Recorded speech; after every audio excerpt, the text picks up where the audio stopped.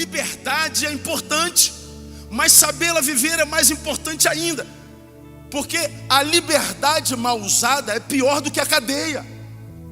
E o que nós estamos vendo nessa geração hoje? Uma geração livre que usa a liberdade para entrar em cadeias invisíveis. Está aí os dados dos vícios, dos divórcios, das desgraças, da produção de violência, das ausências, das interrupções existenciais. Uma geração que encabeça todos os quadros de pesquisas as mais malditas. É como eu costumo dizer, né? Eu não sou do tempo da ditadura. A ditadura acabou em 85, mas eu tinha um amigo que falava, ele do tempo da ditadura, foi preso político.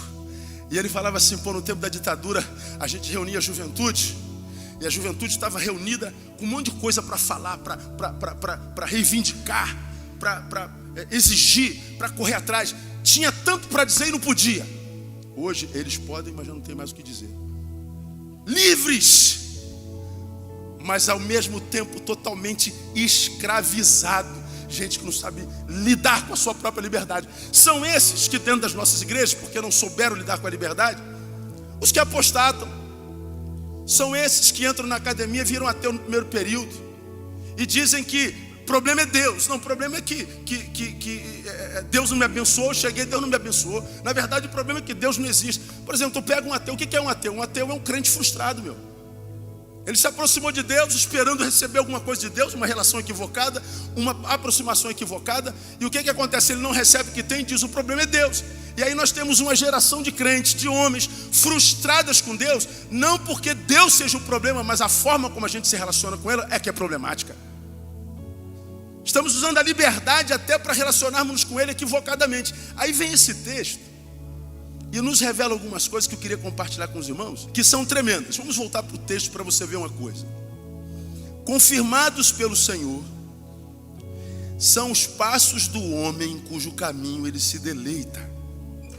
Ainda que caia, não ficará prostrado, pois o Senhor lhe segura a mão. Então, primeira coisa que a gente aprende nesse versículo, olha o que o texto está dizendo. Quem planeja meus passos sou eu. Repita comigo, quem planeja meus passos?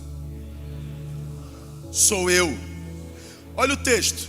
Confirmados pelo Senhor são os passos do homem em cujo caminho ele se deleita. Então ele está dizendo assim, Neil, eu te dei liberdade. Em Cristo você é verdadeiramente livre. Construa o teu próprio caminho. Agora, Neil, saiba, faça isso com responsabilidade e inteligência. Porque dependendo do caminho que você trilha para você, eu confirmo esse passo ou não.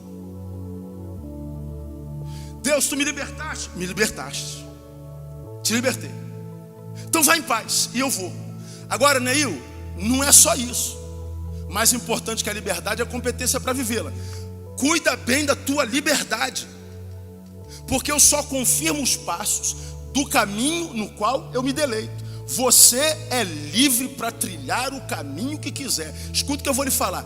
Quando a Bíblia diz que nós somos verdadeiramente livres, está dizendo que nós somos livres totalmente. Nós somos livres, inclusive, para não servir o libertador. Ele nos liberta de tal forma que diz assim, eu te liberto, e se você não quiser me servir, não precisa. Eu não vou te obrigar.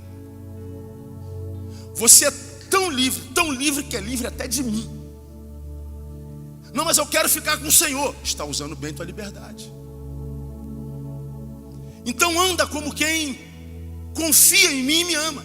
Porque se você não andar assim, ainda que você tenha sido liberto por mim, você vai trilhar um caminho que eu não confirmo. Portanto, você vai ser vítima do seu próprio caminho. Depois não vai dizer que sou eu que não te amei. Depois não vai dizer que não sou eu que te abandonei. Depois não vai dizer que sou eu que não existo. Ou seja, Deus nos liberta e nos dá capacidade para viver a nossa liberdade. E por que Deus nos liberta e diz assim, Neil, quem faz o teu caminho é você? Para que a gente aprenda que Ele não nos fez fantochezinhos, que tudo que a gente faz, só faz conforme Ele disse para nós. Nós usamos mal a nossa liberdade e vamos cair dentro de uma cadeia existencial. Lá dizemos que o problema é Deus. Deus nesse texto me diz, Neil, quem faz teu passo é você. Então vá com discernimento, vá com inteligência.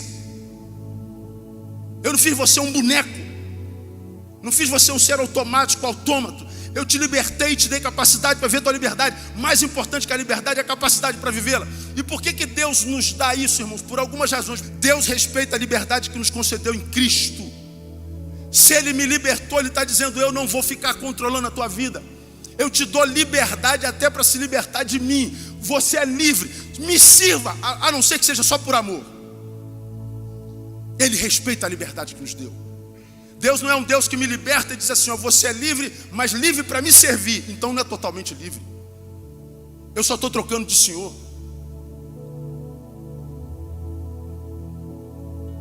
Quase sempre pergunto: pastor, por que Deus colocou aquela bendita árvore no jardim? Não era melhor não ter colocado árvore nenhuma ali? Eu também acho que seria. Mas se a árvore não tivesse ali, o homem não teria poder de escolha. Livre não é só quem pratica o bem. Livre é quem pratica o bem tendo a oportunidade de praticar o mal.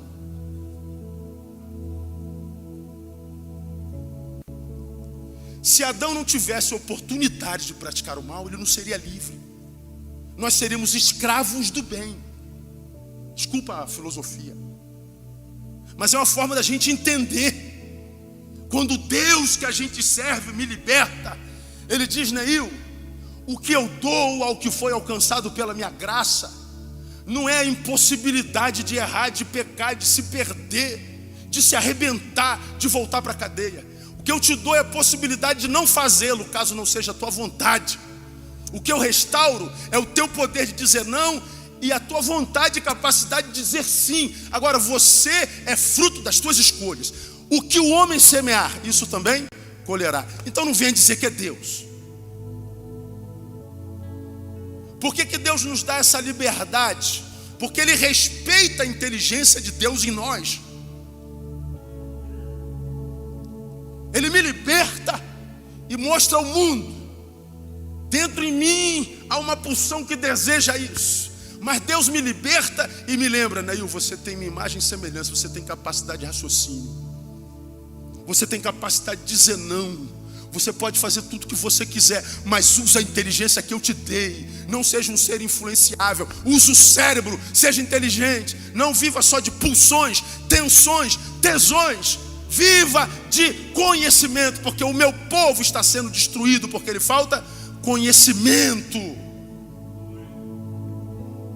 O que tem escravizado os homens não é o desejo da carne, é a ignorância que produz falta de amor próprio, que faz a gente se meter em cadeias idiotas, em cadeias sem parede. Se tem parede, tem porta, e a porta está aberta. Nós vamos sendo as nossas próprias amarras, e aí amarrados, viciados, infelizes, roubados de nós mesmos, vivendo uma existência sem sentido, lúgubre, cinza, infeliz. Fazemos coro àquele time que eu falei ontem, dos que são acometidos do que a Organização Mundial de Saúde hoje chama de epidemia silenciosa, os suicidas. Fazemos parte dos 350 milhões de deprimidos, de gente que a vida lhe foi sacada, gente que morreu antes da morte chegar. Pode acontecer com qualquer um, por circunstâncias diversas, mas algumas é problema de autogestão, incompetência no assunto autogestão. Deus nos liberta, e nos liberta porque respeita a sua inteligência em nós. Quem faz os meus passos sou eu, e eu devo andar de tal forma em sabedoria, graça e conhecimento de Deus, para que Ele possa confirmar os meus passos.